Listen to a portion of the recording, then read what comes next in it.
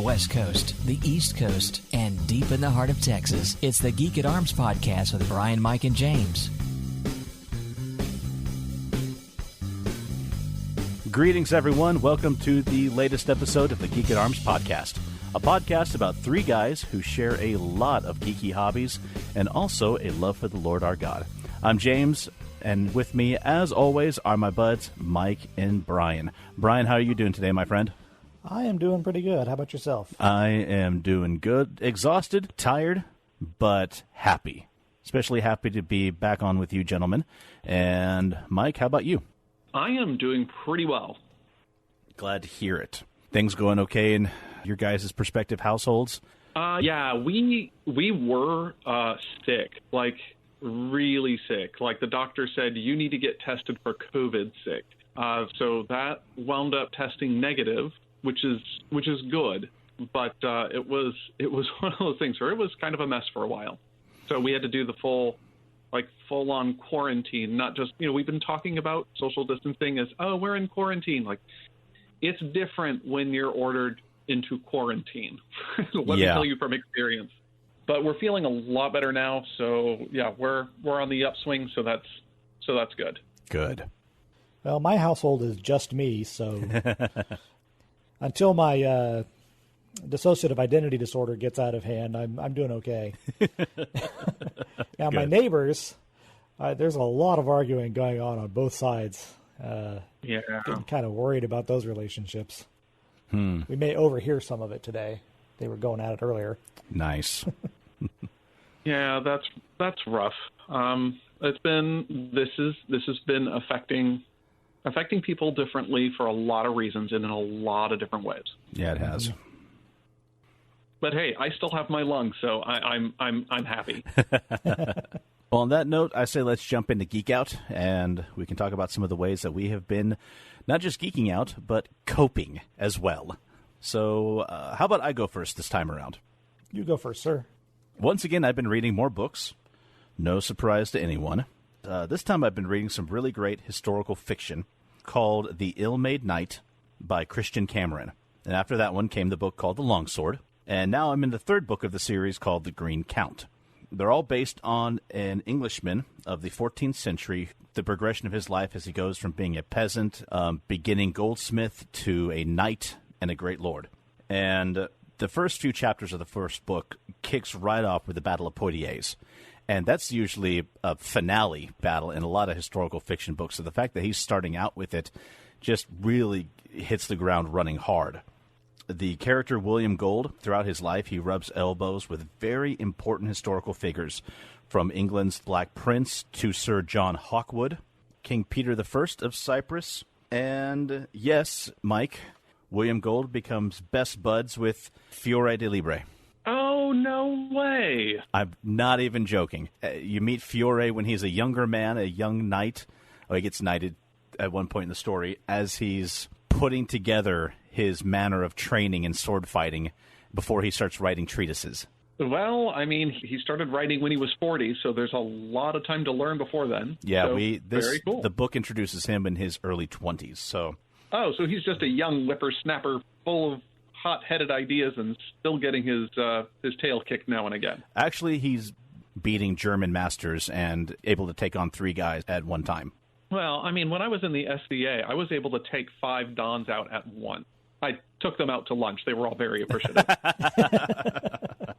My progression through these books has been a lot slower than what I've been reading the past couple of months. No more trilogy in 1 month, because I've had to keep stopping to research the historical events and the places mentioned in these books. The author, Christian Cameron's, really done his homework. I've learned more about the politics and structure of various Italian cities, about the Alexandrian Crusade, and so much more. I like that. I like that when I have to stop reading my book. So, okay, the Alexandrian Crusade, 13, okay, yep, that match. Okay, it's very good. So it's been a great learning experience as well.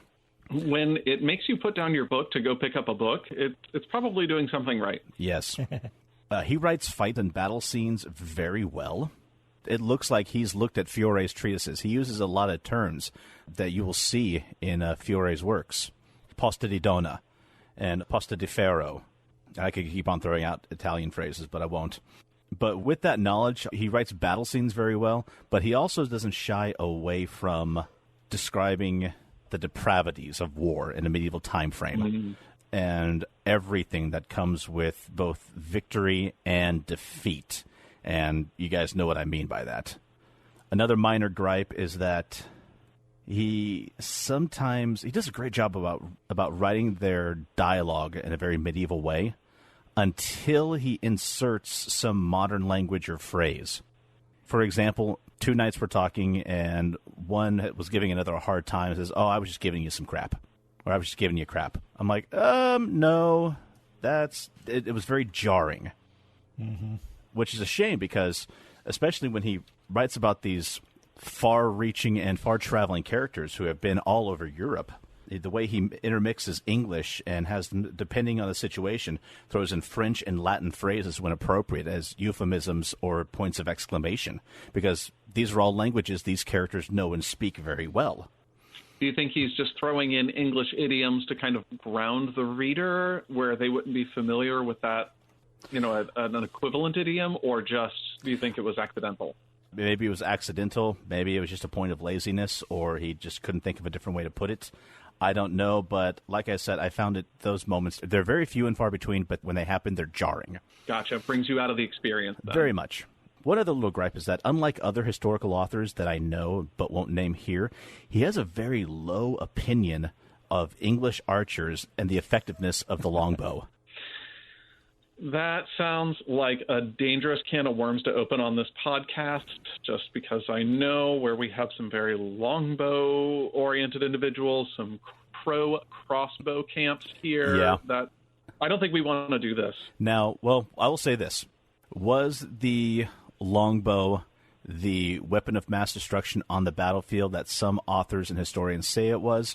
I don't know. Some medieval research YouTube channels have actually, in the past 6 months to a year, have addressed this subject. One gentleman in particular, who I think you know the name, Mike, maybe not you, Brian, Todd Cutler. Oh, yeah. He is he's an engineer. He's not just blacksmith, but weaponsmith, bladesmith, makes beautiful medieval reproductions, everything from knives, swords, crossbows, to so much more. He has made weapons for Game of Thrones, The Witcher, other Netflix series, and countless TV shows and movies for Hollywood, the BBC, and more. But he did a YouTube video on the effectiveness of the longbow against a steel breastplate. He worked with an armorer. The armorer made a reproduction of a 14th, 15th century steel breastplate from a museum using period techniques, and got a gentleman who had been practicing the bow since he was like 9 or 10. And as one would have to do. And could shoot up to, I believe he said, 160-pound warbow. Which, that's a lot of draw. Yeah. He didn't shoot that one. When they finally had the breastplate and they had it against a target, they had a local Fletcher there in the area make period arrows with different types of arrow tips. And he didn't shoot the 160-pound bow because he says, well, I'm going to shoot this 140-pound bow instead, because I can shoot this one all day long. The 160-pound, I shoot that about 5-6 times, and then I'm done for the day. Yeah, let's just take a moment to appreciate the fact that he could fire the 120 all day. Yeah. So it had him firing off at I don't remember how many, I think 25, 30 yards, and he was nailing it almost every time, a testament to this gentleman's skill. And for the most part, the arrows would sometimes leave somewhat of an impact on the breastplate, but were either skipping off or shattering. Well, I mean, and that's also, we're talking about the Battle of Agincourt, which is, I might be getting my dates mixed up, is a little bit later than where this author is writing about. But even still, you have different types of armor that are in play, and also peppering an advancing army with arrows was not necessarily the battlefield decimator that it's sometimes imagined to be. I mean, this is a horribly demoralizing experience, as you are being peppered with arrows, and they're not delivering, in most cases, those life-threatening injuries to the chest, as you see in movies. but this is hitting weak points in armor. This is, I mean, we even saw in the video that this did penetrate in places where it wasn't, the breastplate. The breastplate is there for a reason. Yeah. It was successful for a long time. The first shot the guy made went just below the breastplate, and behind the breastplate they had a layer of chainmail, thick gambeson, and ballistic gel behind that. The first shot went just below the breastplate and went all the way through the chainmail, everything else, and buried itself halfway up the length of the shaft. Yeah, that's going to ruin your day. Yeah. So while the breastplate was 100% effective, those are expensive. Not everyone's going to have one. The horses are certainly not going to have one. You're not going to have that all over your entire body. So there's room for debate, is where I will end it on. Yeah, this was not a peer review. This is not a scientific examination. This isn't even an archaeological expose on where did arrow injuries occur on medieval battlefields, but it was an interesting demonstration. It was. Listeners, if you are curious about the video in question, if you go to YouTube and look up Arrows versus Armor -medieval myth busting in the channel Todd's Workshop, you'll find the one that I'm talking about. He's made subsequent videos talking about the debate that came after it, talking about the results, and also videos that came before where he interviews the gentleman who shot the longbow, the gentleman who made the arrows, and also who made the breastplate. It's fascinating stuff, and I encourage you to do so if you have an interest or have an extra half hour to kill. So moving on with my Geek Out, upon Brian's recommendation, I downloaded and have been playing Magic the Gathering Arena. Yay. I've only had a chance to play it for about a week and a half because of time constraints.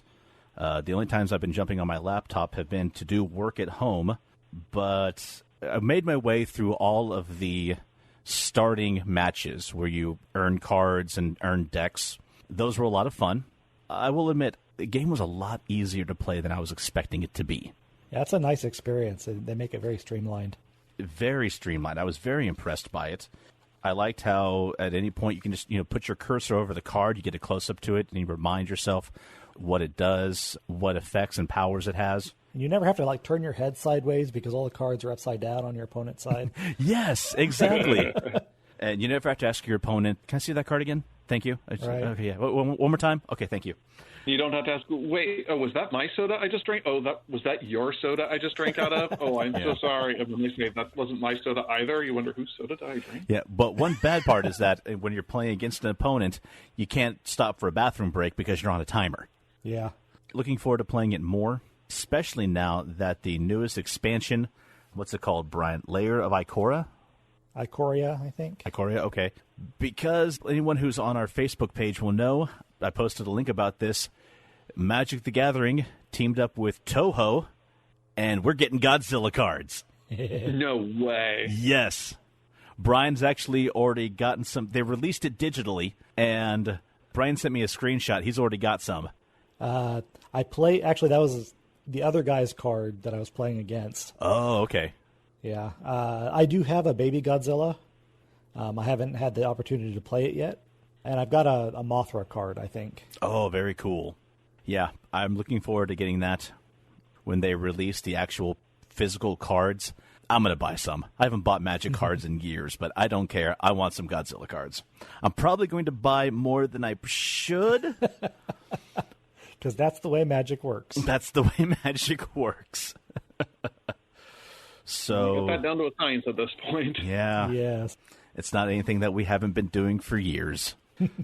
So finally, for the last bit of my Geek Out, because we've been home so much more, my wife and I have been playing more video games together. And a long time ago, well, not a long time ago, but a while ago, I downloaded the new Star Wars Battlefront 2. Now, this was the one that had a gigantic scandal about it because of loot boxes, pay to play, or pay to win. No way I was going to buy it when it first came out.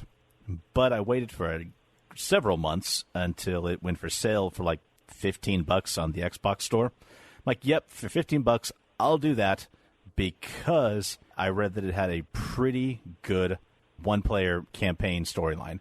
And it did. I'm glad I played it. And I thought Joy and I could play some of the co-op arcade missions, because that's something that we enjoyed doing on the original Xbox, on the original Star Wars Battlefront. Oh, yeah. Kasha and I did that on the PS2 long time ago. So we tried it, and while it looks beautiful, it looks crisp, the original Star Wars movies never looked this good. We're having to experiment with the joystick sensitivity, because it's like you turn right just a little bit, boom, now you're facing 180 degrees the wrong way. And it's a little harder to control than the old ones were. And the old ones gave you a nice big firing reticle, so you always knew where you were aiming. Now they give you like a dot. So it's been a bit of a learning curve to do this, and there was some frustration.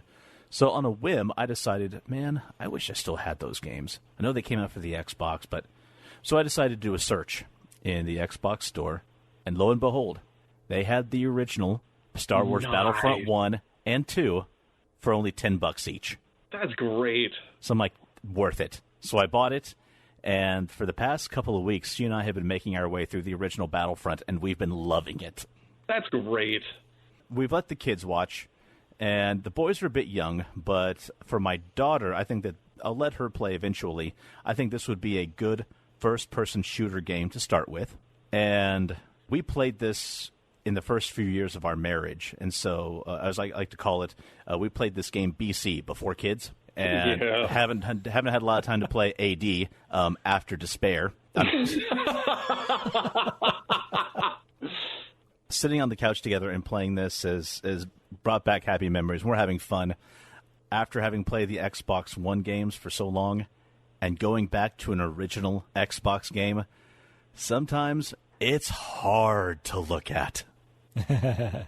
Yeah. I started playing Ocarina of Time for a little while, and some bits were kind of rough and comedic.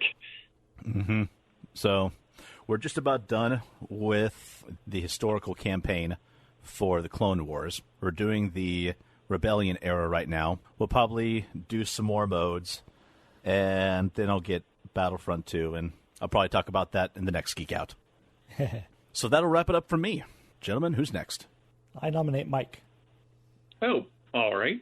These are kind of updates on some things that we've mentioned before, but some of it's good enough that I think that it's worth mentioning on the show. One of them is Lord of the Rings, and if you haven't read this book before, it's amazing. Lord of the Rings. Didn't they make a movie about that a few years ago? They did make a movie about this many, many, many years ago. Right, and then right. They made another one about 20 years ago. Let that sink in. Okay. I mentioned this because The Lord of the Rings is just timeless. It's just classic.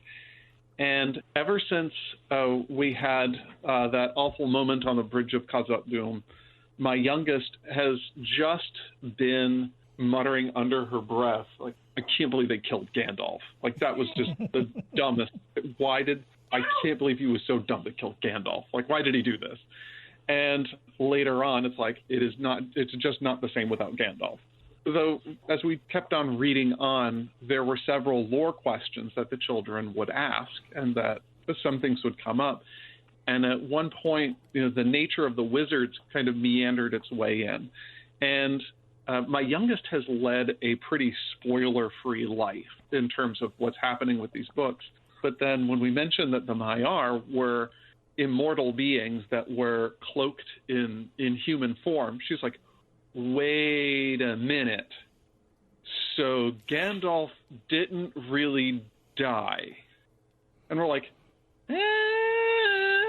yeah, Gandalf the Grey was killed.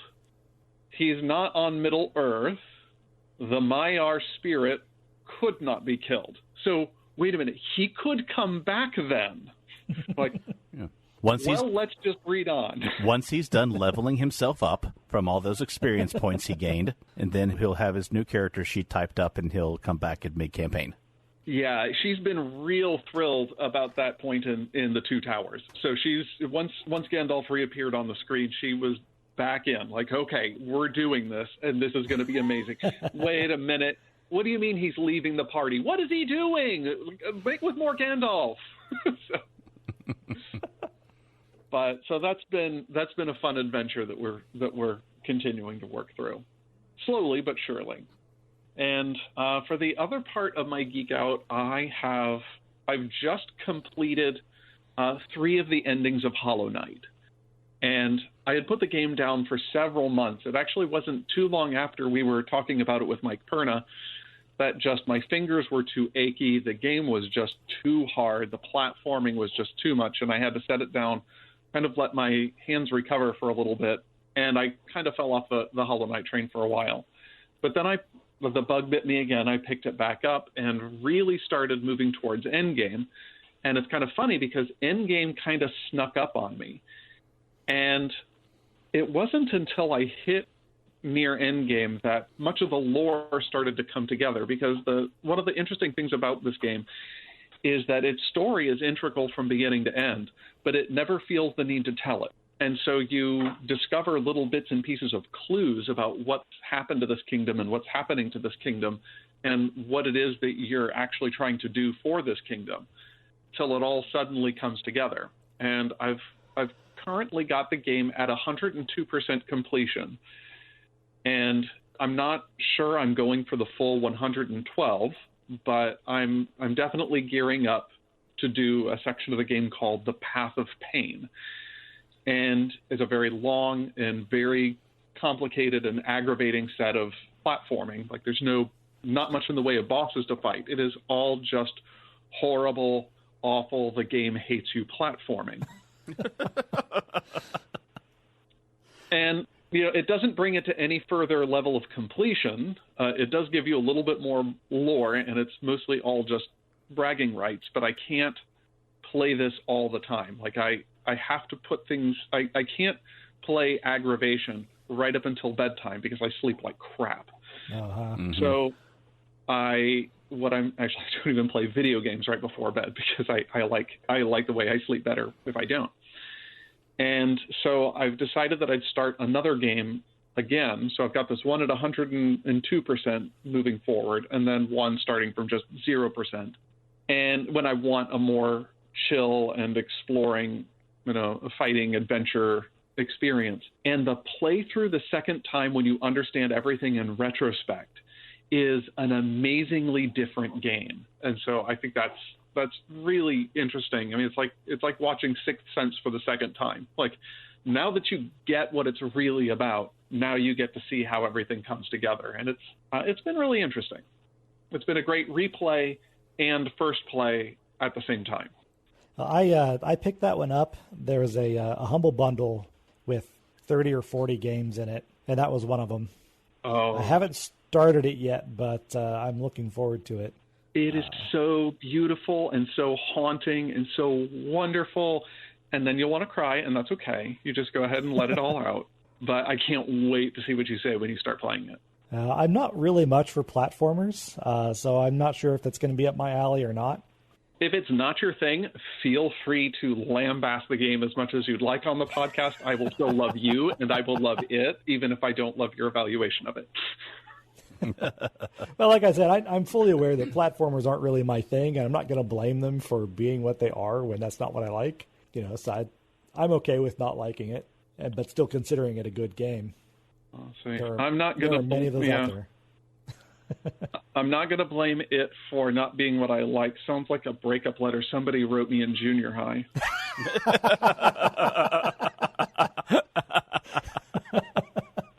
That's good. But how about you, Brian? What are you doing for your Geek Out? Well, there's not a lot new in my Geek Out. I think I'd mentioned a while back that I was rereading the Dresden Files by Jim Butcher in anticipation of Peace Talks, the newest book coming out this summer. Finally. I know, and it's been, 3 years, something like that? It's been a really long time. He had been releasing them, kind of almost on a yearly basis. Let's see, Skin Game, which was the last one to come out, was, March of 2015. Oh, wow, so 4 years. So Peace Talks is finally ready. It's at the presses. It's coming in the summer. And I was browsing around on Amazon looking for something new to read, and I saw Jim Butcher and another cover. It's like, wait, Jim Butcher What is that? Did I miss a book? No, he is actually releasing 2 books in the Dresden Files this year. I guess the second one didn't take as long to edit, or he had the peace talks done a long time ago and it just took a long time to get through the publishing process. But yeah, Battleground is the one that's going to follow peace talks, and that's out in September. So he kept us on the hook for a long time, but now he's making up for it. I'm super excited. Same here. I really wonder what that publication and authorship process must have been like. That must have been awful. Yeah, and I'm sure with as prolific as he is, having people constantly ask him, so what's up with the next book, has to be frustrating. Yeah. I mean, bad enough for Rothfuss or Martin, who are known for taking a while, but when you churn him out as fast as Butcher does, I'm sure the fans were really, really on him. Yeah, I'm sure that there must have been some sort of group therapy session with Butcher and Martin and Rothfuss, and they had a lot to say with one another. We'd like to introduce you to somebody who's been this year before. We'd like to introduce now Mr. Stephen King. Because he kind of did the same thing with The Dark Tower. There was a really, really long break, and then he banged out 4 or 5 of them all in a row really fast. And I think I mentioned last time that I had gotten the opportunity to play with the Geek Preacher, Derek White, in his Scooby-Doo Call of Cthulhu game. Yes. Oh, so much fun. I can only imagine. Yeah, it's a great blend of the campiness and hijinks of Scooby-Doo with cultists and dark beasts from Call of Cthulhu. Our Velma read a little bit of the Necronomicon, went a little bit mad. Yes. It got a little bit rougher than Scooby-Doo normally does. Shaggy got shot. Scooby missed his kicks against a cultist and knocked out Daphne instead. Velma lost her glasses and spent the entire last combat searching for them. So she's probably the most sane of them all. Well, she was really on the borders going into that battle, and the fact that she had to make a sand roll every turn while she didn't have her glasses, she fortunately succeeded at all of those. But she was, I think, 1 or 2 points from picking up a permanent insanity. Scooby was not so lucky. He did get a permanent insanity, and the conceit for Scooby is he'll do anything for a Scooby snack. But now he'll do anything. He will kill for a Scooby snack. That is amazing. It got a little dark at the end. All right, Hanna-Barbera, why don't you man up now and make this into a cartoon movie? But, in typical Scooby-Doo style, Fred managed to get himself caught in his own trap. So it was a good blend of the two. And during the course of just trying to get into the character, I was playing both Shaggy and Scooby because there weren't quite enough people to fill all 5 characters. So I decided I was going to watch some Scooby-Doo leading up to this. And I watched several episodes of the old Scooby-Doo. I watched some Mystery Incorporated. And then I thought, because this is a Call of Cthulhu crossover, I'll also watch Scooby Natural, the supernatural Scooby-Doo crossover, which was actually written by a guy that I know, Jeremy Adams. Yeah, Jeremy Adams, the guy that he actually pitched the show. It was his idea initially, and then he co-wrote the script. Goes to the church that I was going to for a little while here in Los Angeles. So I had a personal connection to that one. But it's a fun episode, and it does. The Scooby Gang is who they're supposed to be, and it hits those roles without compromising supernatural either. It's a pretty good episode. And the last thing that I have mentioned before and shall mention again was Steins Gate. I talked about that a little bit last time, and this time I can answer some of the questions that James had. Steins Gate was actually only 2 seasons, but the way they sell it, as they do with many anime, they split each season into 2 parts. So it appears to be 4 seasons in the library, but it's actually just 2. And then there's a movie, the Load. I have to look up the title again. Load Region of Deja Vu, which is a sequel to the main Steins Gate continuity, which is not quite as straightforward as you might think because it's time travel and with multiple worlds theory, But it kind of goes into some of the consequences of the end of the show. And then that Steins Gate Zero is an alternate version of season 2 where some of the events happen differently. I guess exploring some of the alternate world lines that they didn't go into the first time. But I talked a little bit last time about, it was a great concept and the time travel and everything and my initial impressions of the characters. When it got into the second half of season 1, which I started right after we recorded, I was crying every single episode. It was stabbing me in the gut over and over, and yet I couldn't stop watching. It was so good. That sounds like high praise. Mm-hmm. Yeah, it is. It turns it on, and it just does not let go after that, at least through the end of the first season. You get into season 2, and it's not quite as good as season 1 was, but still definitely worth getting all the way through. The characters get even more complex and more interesting to follow, and you get really attached to a few of them. And it just hurts every time the writers do something to them. Even though, it's a time travel story, so it's going to get undone eventually at the end. Or sometimes maybe it won't. But highly, highly recommend. It's a great, great show. And I think if you buy it through Microsoft, it's still on sale for like $3 for the regular seasons. Or at least it was a couple of days ago. Very cool. And that's all I have to say about that. Well, Mike, did you want to introduce our topic of discussion? Sure, why not? This episode, we are having a special look at our social distancing lives. Why? I guess it's because we're doing a whole lot of it. And we don't want to make this, this could easily be a 2-hour geek out. We won't do that to you, I promise. But, I completely felt, oh, hold on. Cat, you need to get out of my face. Sorry. Not now, Tad Cooper. I know. He's coming in wearing a sweater. He must have done something to deserve it. Yeah. Okay. Why are we doing this episode? Well, I guess because everybody's doing a lot of the social distancing thing. And if you're not, please do. Because some of us are affected differently than others by the whole COVID-19 quarantine and social distancing, and it's kind of having an effect on the way that we interact with one another and the way that we handle our time. And so we'll just handle this with a few questions and also see what are we doing with our time and how are our geeky hobbies and how are our general lives interacting with this whole COVID-19 social distancing. I guess the first question is, what does your quarantine look like? I'm assuming things are a little bit different now than they were, a month ago. Well, for me, to be honest, this is actually kind of how I live all the time. I rarely get out, and even when I'm actually physically at work, I kind of cocoon myself in a corner and don't really interact with people all that much. Even the person that I'm almost constantly talking to, it's always through chat, our text chat server. So this is kind of just business as usual for me. There is a small irony that I'm actually in some ways getting more interaction right now because I have a few extrovert friends who know that I'll listen to them patiently to let them get their allotment of words out. So I've fielded a few phone calls where I just sit and listen.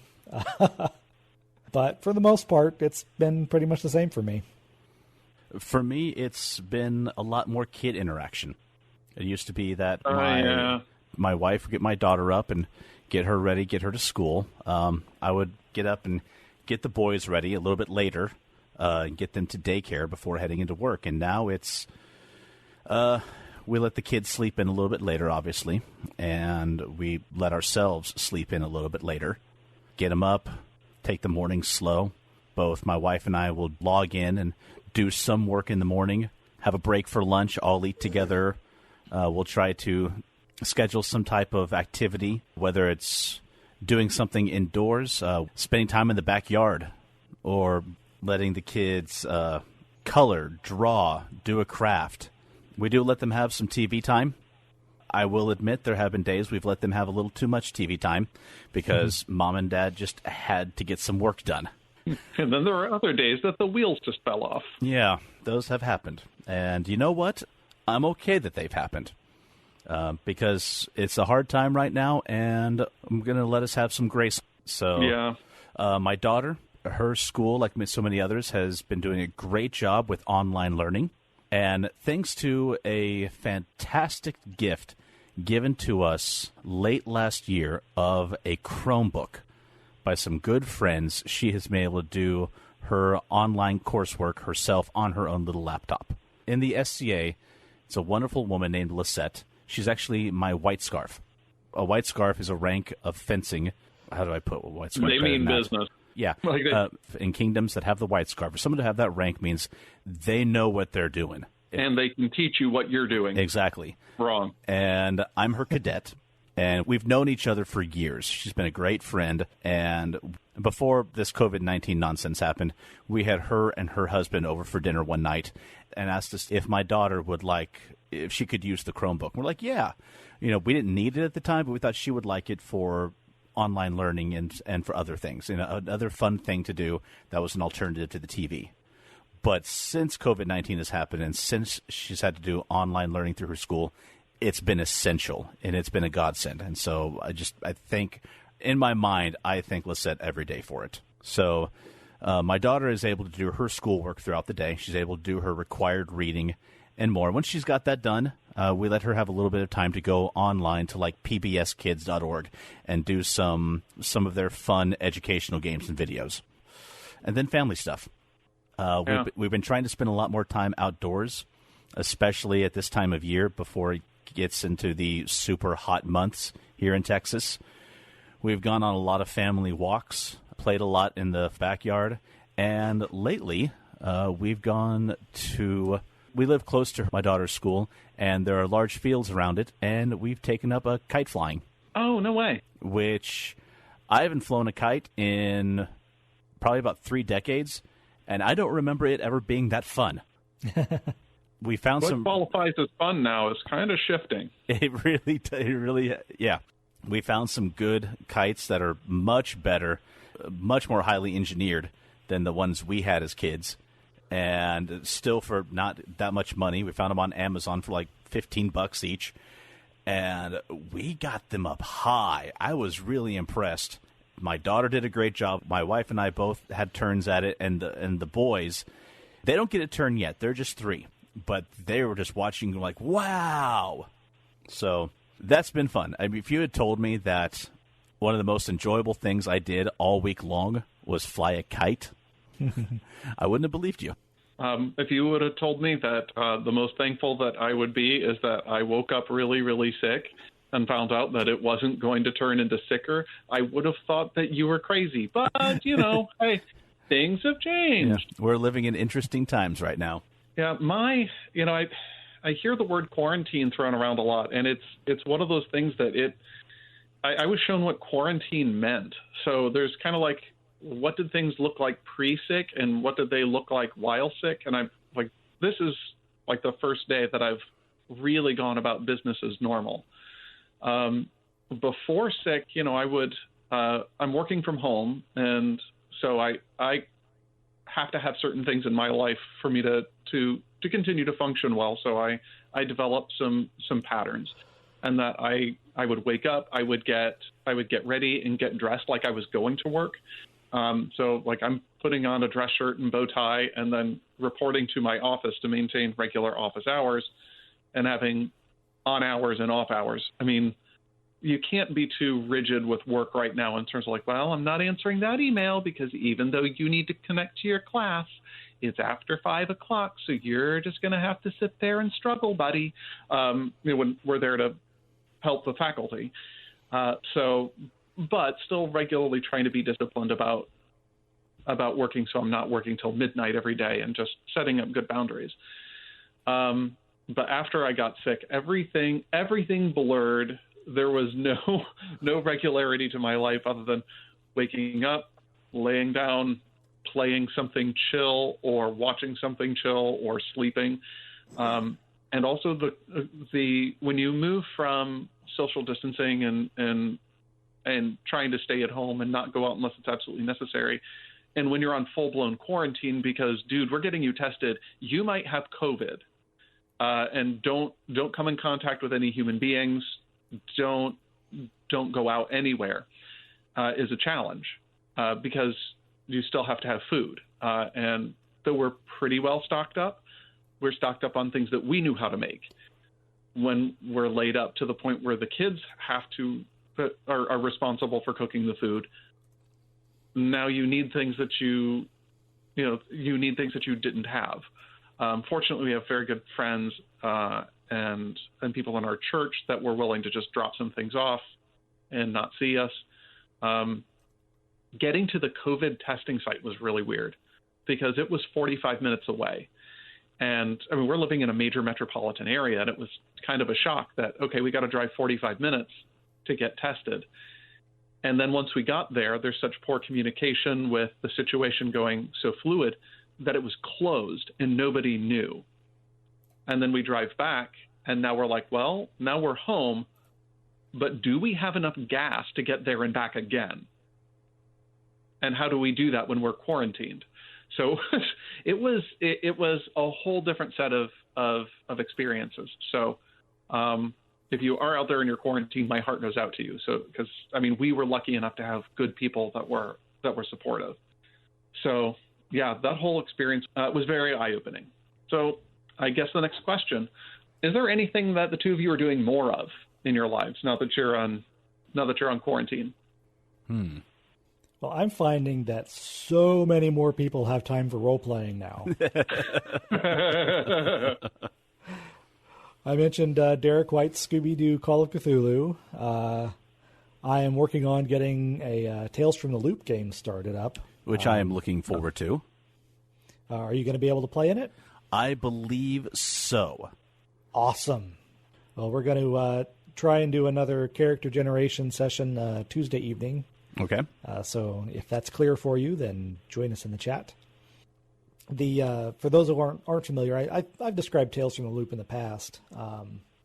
It's role-playing in the 80s that never was, kind of a Spielbergian, Stranger Things kind of vibe. There's actually a TV show available on Amazon Prime right now, which I've watched an episode and a half of, but the second episode was so excruciatingly boring that I turned it off.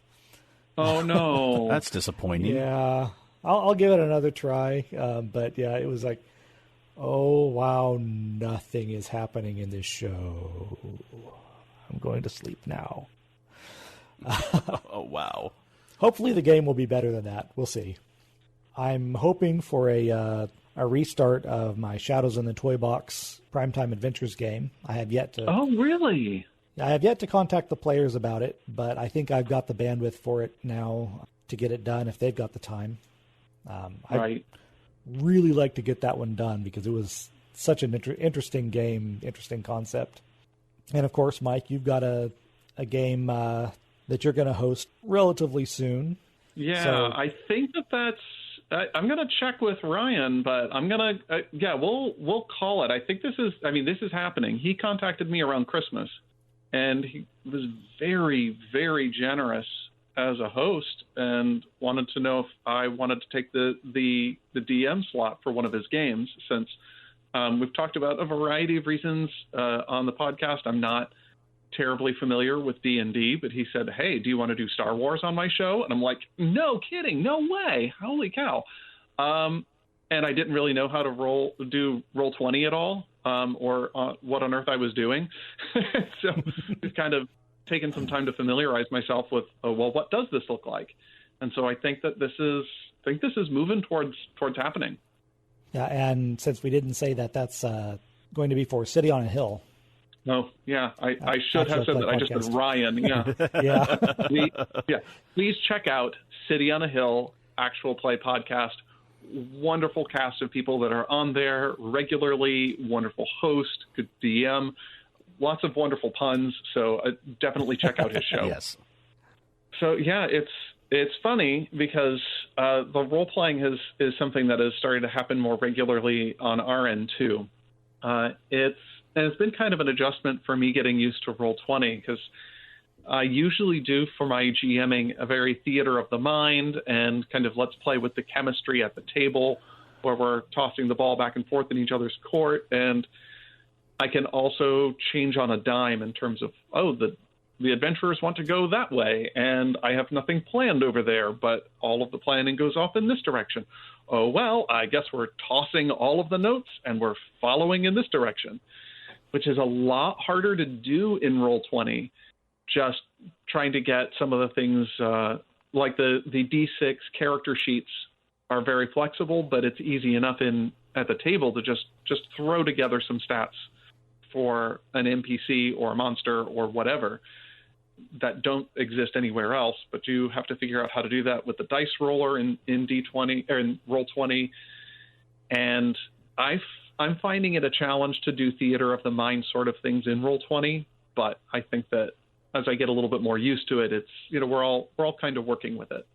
But the chat feature I found was a phenomenal tool for role playing, and I did not expect that, because what we could do is have voice interaction with one or two players, and if you have the party kind of split or distracted, you have the other members of the party able to interact and still role play in the chat in ways that don't advance the narrative.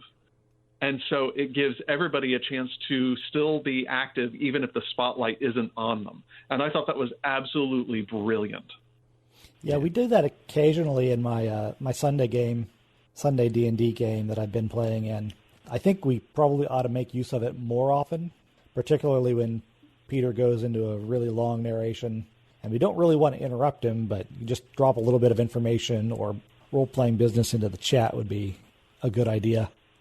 James, how about you? What are you doing more of these days?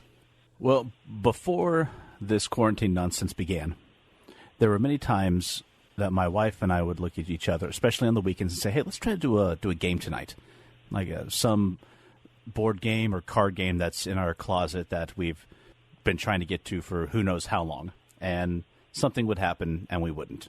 Now, though, we finally have had the chance to. Lately, there have been two games that we've been wanting to play for a long time, but finally did. One of them was Oregon Trail, the card game, which is just as fun as the old computer game that we all played in grade school as kids. And it's also just as hard. We died every time. Of dysentery? I know I died of dysentery at least once. It's almost painstakingly cruel because you're losing supplies. You've lost a cattle. You've been bit by a snake. You've been bit by another snake. You have capsized while fording a river. And you're sick. You don't have any more food. And now you're dead. Yeah, I lived the you're sick and you don't have any more food part. So, yeah, familiar. Yeah, can relate.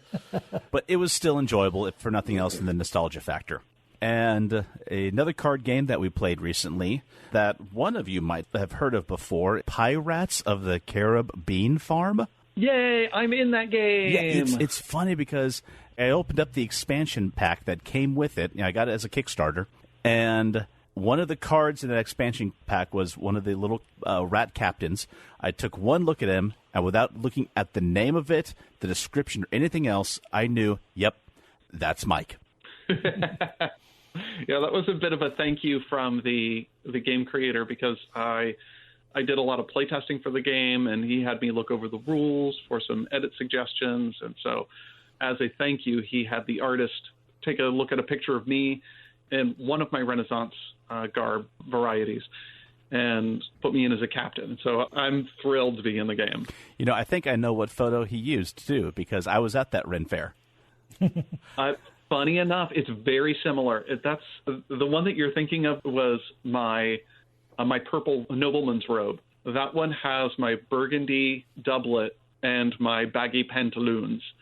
And that one I took as a Halloween costume photo and sent that one in. Okay. But yeah, for some reason the tights and the doublet don't go as well for Halloween. Children are screaming and running away, and I didn't think it was that scary. But well, it might have been the plague mask that you wore with them. To be honest, it was so funny because in our group when we were in Kansas, I got so much crap for wearing tights at a Ren fair. And I'm like, dude, we're at a Ren fair. If a dude can't wear tights at a Ren fair, where can a dude wear tights? Because I mean, I'm not joining the ballet. I am not that talented. I was wearing black sweatpants, so there was no judgment from me. Well, I mean, it's when there were just a couple of people in particular that would say something about the tights, and they would try to discourage me from wearing them. I'm like, dude, this robe, this noble's robe, comes down to my knees. You're just exposed to twiggy legs from the knees down. Yeah. But they would keep saying something, so then I may have lifted the robe and made comments about pirate booty and things of that sort, and violated some social distancing with it. But no need for too many details. From what I remember of that Ren Fair, no one has any basis to criticize someone else's garb. I mean, we play pretty fast and loose. Yeah. But anyway, Pirates of the Caribbean Farm, fun game, fun mechanics, very fast-paced. I wish I had the cards here in front of me because so many of the captains and characters, the name that they have fits the description and the look of the character, some absolutely not. And I couldn't help but wondering if some of the characters on here were not also people from various cons. They absolutely are people. Like, okay. there are a good many of them that were Kickstarter backers and friends who had contributed. And so some of the things that look just like, wait a minute, that's not 100% on the theme I was expecting. Yeah. What's Master Chief doing in this pirate theme game? I mean, I don't remember that one. But yeah, I have the original production before the final art for some of the playtesting. But still, all of the puns are still just such wonderful, goofy, punny game. Oh, yes. It's good for a laugh. As I was saying, we've had the chance to play more games, hoping we'll play even more, slowly make our way through the piles of unplayed games in our game closet. And I've been playing more games on Xbox with friends. It used to be I played a lot of Destiny 1 and 2 with friends, but that's been quite a long time. A lot of the friends whom I knew, even back in Colorado and beyond, we've all been playing Call of Duty Modern Warfare together, the latest one that just came out recently, especially because they just released a new play mode for it called Battlezone, which is if anyone's ever played or has any experience with games like PlayerUnknown's Battlegrounds or Fortnite, yeah. It's a battle royale style game where Gotcha. 150 players are all parachuted into a large map, and last person or last team standing wins. But they have two modes. One of them is the last person, last team standing, and the other one is called Plunder. That one you still want to be careful not to be killed, but it's not so much about killing your opponents, but it's going around opening boxes, getting equipment, and looting money. And the first team to $1 million wins. And, of course, you can spend your time running around this giant island, looting buildings and boxes and so on and so forth, finding money that way, sending it up in a cash drop through a helicopter. Or some people go player hunting, and you let the people who have searched buildings and boxes do all that work. Then you just find them, kill them, take their loot. So I've been playing online a lot of Plunder mode in Warzone with some friends, and it's been enjoyable. I do it more for the social aspect of it than for that style of gameplay, but it's been something to do. If nothing else, talking to some other people. Mm-hmm. Yeah, that's kind of what's been going on with our multiplayer game experience, except we're doing a lot more board gaming during the week than we normally do.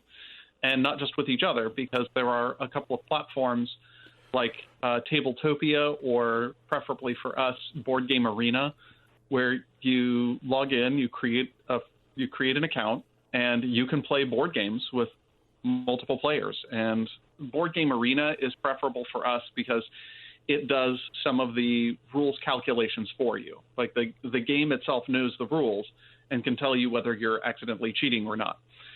With Tabletopia, not so much. It's just, here's the virtual tabletop, here are all the pieces, you all know how to play, have at it. The downside of Board Game Arena is that in order to play with people you know, you have to have a paid account. And it's only $4 a month. And since we figured, well, it's only for social distancing and we like our friends, and we have another friend who's also on quarantine. So we're like, yeah, we're definitely creating an account. We're going to invite him in, and we're going to invite our other friends, and we're going to play together. So we've been playing Sushi Go and Carcassonne, Seven Wonders, and a few others. And we're also playing on Dominion Online, which is just Dominion, which is a fantastic game, and lets you pick your players, like lets you sync up with your friends and play Dominion with your friends for free. And that's been absolutely wonderful. We've been using Google Hangouts for the audio, since it's not only stable, it also doesn't rely on being at the same virtual table in order to talk to each other. Mm-hmm. So we can have friends drop in and drop out of the same conversation and say, okay, no, I'll get in on the next game, or I'm working on my knitting and I want to talk to you guys while the three of you are playing, and I'll hop in on the next one, and things of that sort. So that's been really good for us in terms of online gameplay. The board game arena, you mentioned that you have to have a paid account to play with your friends. Is that everybody has to have the paid account, or is it more like Fantasy Grounds or something like that where only the host does? Great question. Only the host has to have the paid account. So for $4, we can have all of our friends play together, because that's a much better arrangement. Yeah. So only one person has to pay. And if you have a group where nobody can afford $4 a month, you can all pitch in $1 to that friend, and you can all still play. So, options, folks, options. Yes. But it's funny, because the things that I've been doing more of is really divided up between before I was sick and while I was sick. So before I was sick, I was playing the platformy type games. I downloaded Sonic the Hedgehog. It was on sale for the Switch. Yay. But when I'm sick, I can't really do anything that I'm going to get emotionally invested in. I can't feel tension over a boss fight and really rest. So Hollow Knight and Sonic the Hedgehog and Legend of Zelda, those went away because I just did not have the energy.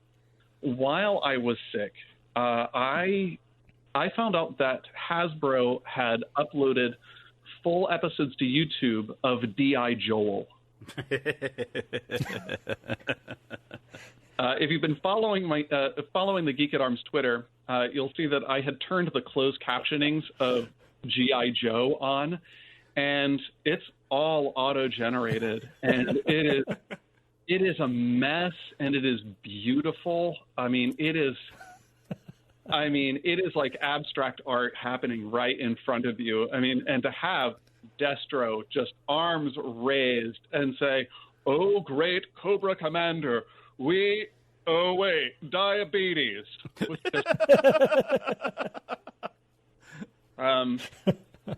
Major Blood dodging from a major explosion and saying into a walkie-talkie, "I did a pizza party."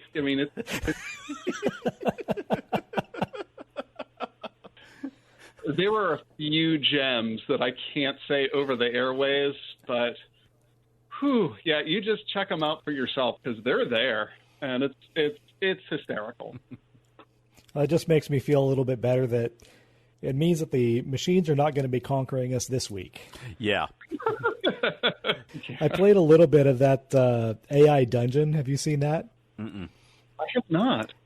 There's a Patreon for it, and it's an AI program chatbot operating a Zork-style text adventure game. Oh, and you can tell it word.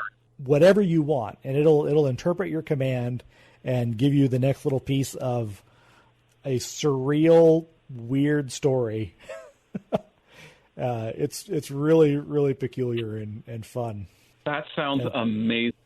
We need to have a link to that in the show notes. I got to do this. I will make sure to look that up.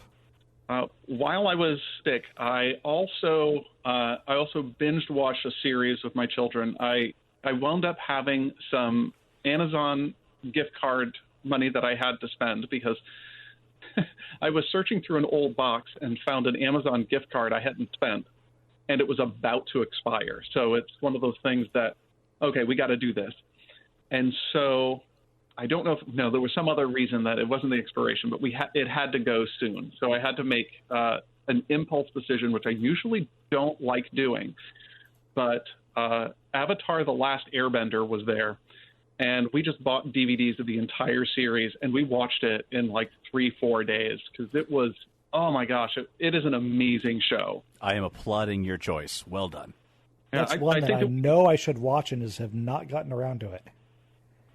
It is some of the best writing I've seen in television when they have a direction that they want to go with a series. There's a trajectory, there's a development.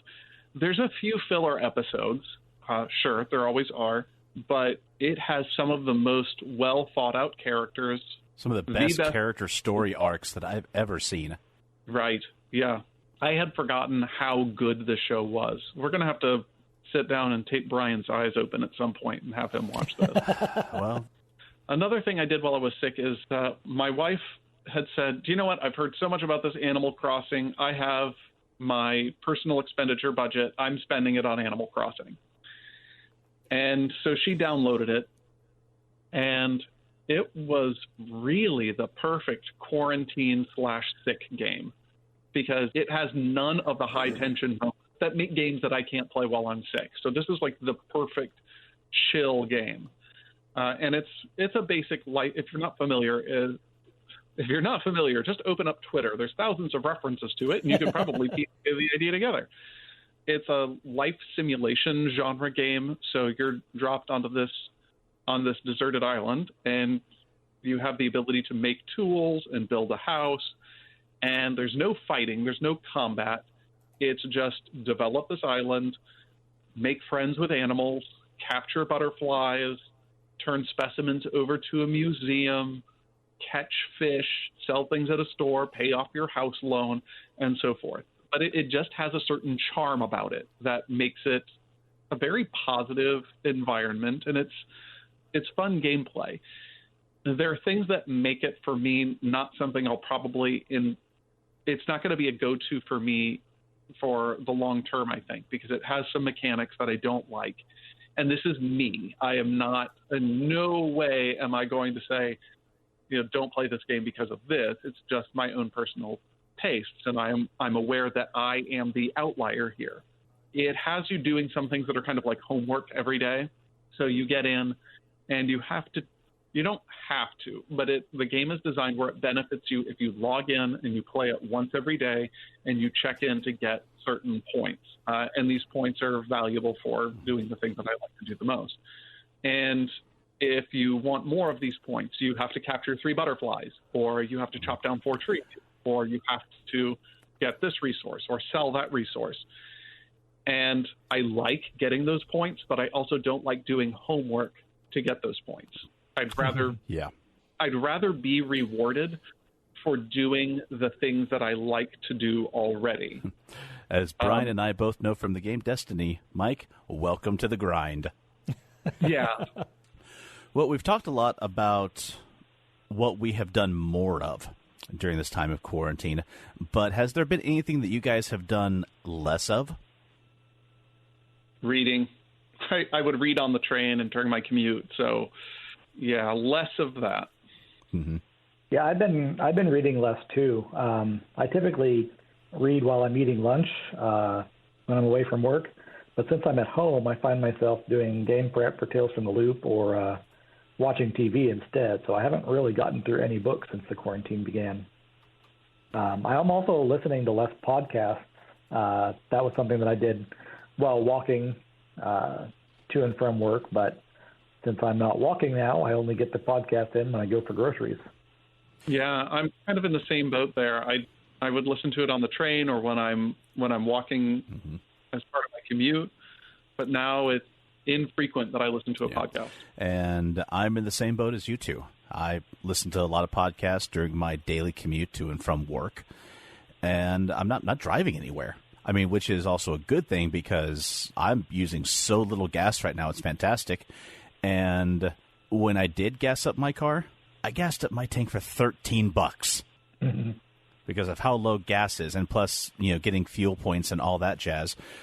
but I'm watching it. I got it for like 80 cents a gallon. Oh, my gosh. I haven't seen that since I was in Missouri, and that was... Yeah, I haven't seen that since like 1995. I was in high school working at Walmart. Yeah. For me, the last time I saw it in the below $1 was definitely 20 years ago in Missouri. But anyway, I'm driving so little now, and that was the main time I listened to podcasts. And I'm behind on so many of them. I did catch the latest Retro Rewind because, we haven't mentioned them yet in the podcast, and I feel like we at some point we have to. Yeah. What is it, 4 months running? Got to keep it rolling. But they recently reviewed one of my favorite movies, and not just one of my favorite Star Trek movies, but one of my favorite movies, Star Trek VI: The Undiscovered Country. And I know, so good. So, guys, if you're listening, and if you ever need anyone else to join in on a Star Trek movie review, as long as it's not Star Trek V, let me know. And I'm also going to ask our viewers to, I don't usually do this, but let's see if we can sway some of the votes. Let's see if we can get them to review Star Trek II: The Wrath of Khan, especially because they would be reviewing all of their Star Trek movies like completely out of numerical order. And I think it's going to make for a beautiful... They even mentioned it on the show. Like, if we ever do Wrath of Khan, and we mentioned in our last review, they're going to be so confused. I'm like, oh my gosh, this is just going to be art. Oh, yeah. One of them was livid that they were doing Star Trek VI, but had not done Star Trek: The Wrath of Khan yet. I know. I loved that. I'm going to go and see if I can propose that they do Wrath of Khan and see what we can do with the votes there. But besides listening to podcasts, it's funny because one thing that I have had less time to do is my personal hobbies. Obviously, I'm not going to any SCA events because for the time being, all events have been canceled. All fighter practices and guild meetings and everything else have been canceled. Sometime later this month, in the beginning of May, they're going to hold an online virtual court because we do have this little thing called Coronation coming up, which we still need to do. But Zoom is so out of period. Well, that's why instead of Zoom, we'll be using Skype because, much older, much more period appropriate. And I think it's even in a few illuminations. Oh, man, you should use See Me. I mean, that came out in 1992. Yeah. But anyway, besides just not going to events, I haven't had a chance to do anything that I would associate with the SCA. Obviously, I haven't been able to do a lot of fighter practices. I've been trying to do like some drills in my backyard, but time because having to do much more with the children, having to work from home and more.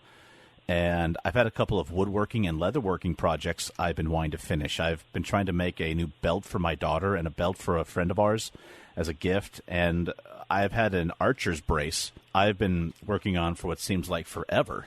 If I just had a few nights to dedicate to each of them, I think I could knock them out, but I haven't had the time to do it.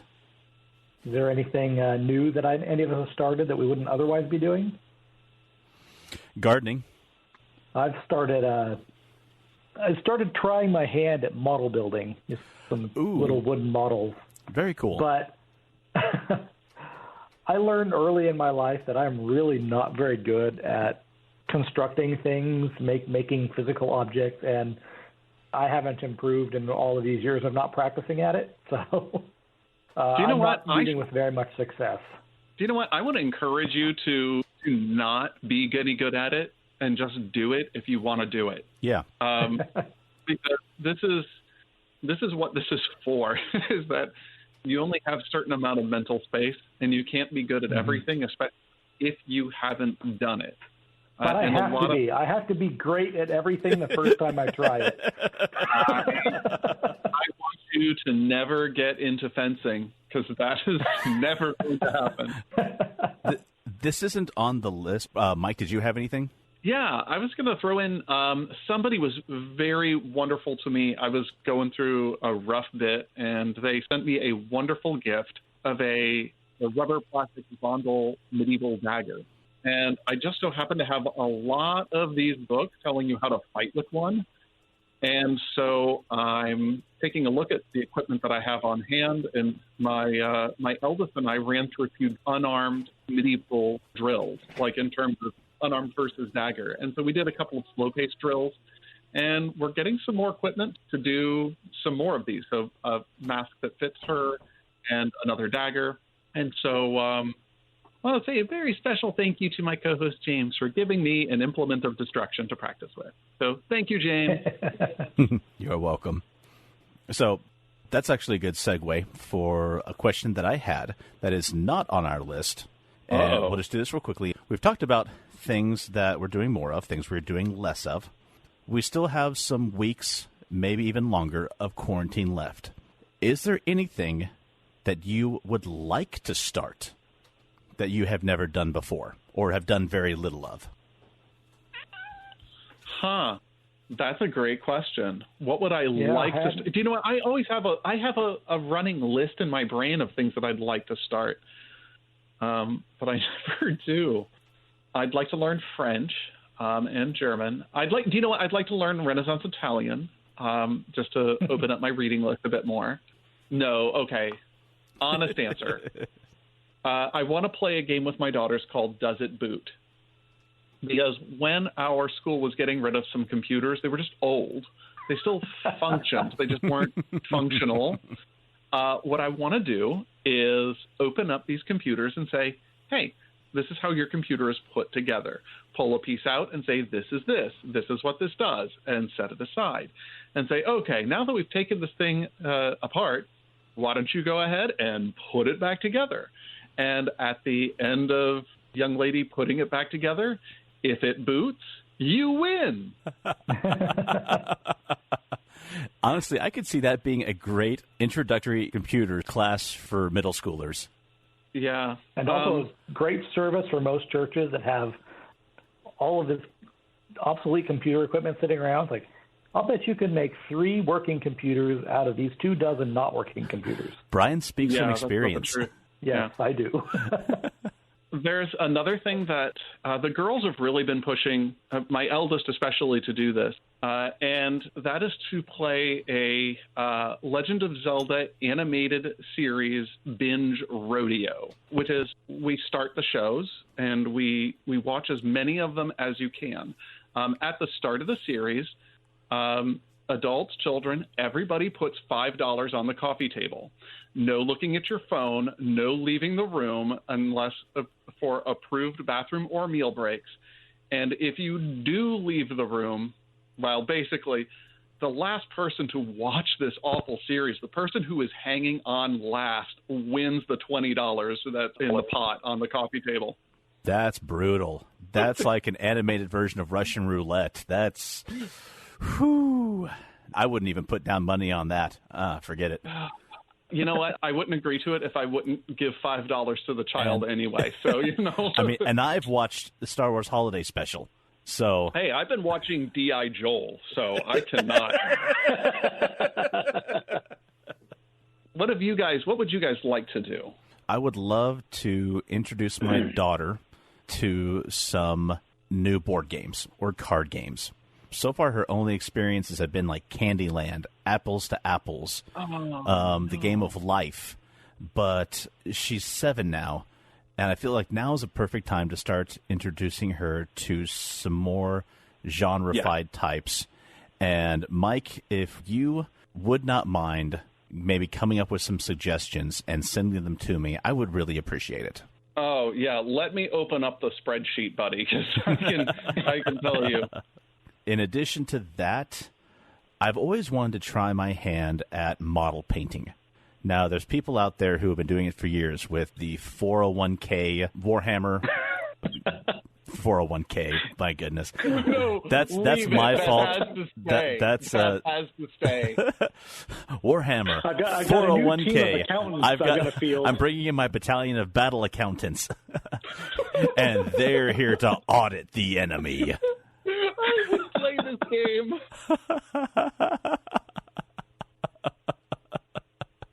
In dripping letters, tax season is here. But the tax season expansion was a mess. Oh, so as I was saying, Warhammer 40K and other types of miniatures like that. But A friend of mine I've talked about on this podcast before, my friend Sir John Bowyer, a friend for many years, he recently posted a picture of a 14th century knight that he just completed painting. And I'm sending the two of you a picture of it right now. It's been a hobby, or not so much a hobby, but a interest in the back of my mind for a long time. And seeing the fantastic job that he has done, a 14th century knight in chainmail and leather hauberk with sword and shield. And what is the scale on that? I do not know. I know that it is a Andrea Miniatures knight, and they make a whole collection of characters from different time periods, both historical and fantasy-based. And he just did a bang-up job on this guy. Yeah, I'll say. And, I really have to give a shout-out to all the people who do such a great job with miniatures painting and miniatures modeling out there. It's a talent that I don't have, but I admire it when I see it. Good job. Could I do this? No. But I think it would be fun to try it. Right. But once again, it's an investment of time and materials, and I don't know if I have the time for that right now. Well, if you do have time for a few things, I would like to say this. Since you mentioned it just briefly a moment ago, I have my Excel spreadsheet up of games that we played. Just a couple of easy ones to start with when you're dealing with somebody who's your daughter's age. Now, every child is different, and so these will not always work the same with every child. But easy ways in. I would say that Dragonwood is definitely an easy one for kids that age to start learning about probability. I don't think that the game has a great wow factor, but I think it's fun. I own it. I don't mind playing it with the kids. It's a decent game.